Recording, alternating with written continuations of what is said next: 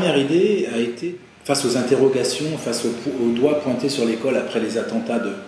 de 2015, où on s'est retrouvé avec non pas une mise en accusation, mais néanmoins un questionnement sur l'école. Finalement, que fait l'école, puisque nous avons une partie de nos élèves français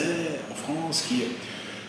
qui transgressent les valeurs de la République, qui les remettent en question, etc. Et du coup, je me suis interrogé, moi, sur ce que pouvait l'école. Et dans mon livre, j'essaye de montrer à la fois au grand public que l'école peut faire des choses, et qu'elle fait beaucoup de choses, qu'elle ne peut pas tout, que la société doit prendre sa part finalement des questions qui touchent à l'école, et notamment de ces enfants qui sont en souffrance scolaire, mais cette souffrance scolaire, elle découle d'autres choses, d'où la nécessité de faire appel à des orthophonistes, à des psychologues par exemple. Et puis ma deuxième idée, c'était de montrer peut-être aux collègues, notamment peut-être aux jeunes collègues, qu'on pouvait monter,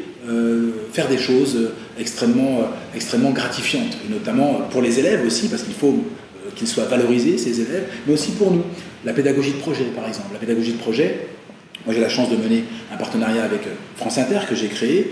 depuis des années. Effectivement, cette pédagogie de projet, elle permet de travailler autrement et de permettre à des élèves qui sont en souffrance,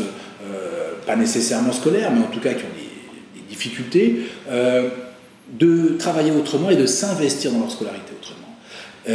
D'autre part, je voulais montrer aussi que l'histoire, l'enseignement de l'histoire est extrêmement important, c'est l'historien qui parle, mais combien cet enseignement permettait de mettre en perspective ce que vivent les élèves aujourd'hui, et situation pour laquelle ils n'ont pas nécessairement toutes les clés. Et donc, mettre en perspective tout cela, c'est permettre aussi à ces élèves de comprendre le monde dans lequel ils vivent et qui leur pose beaucoup de questions.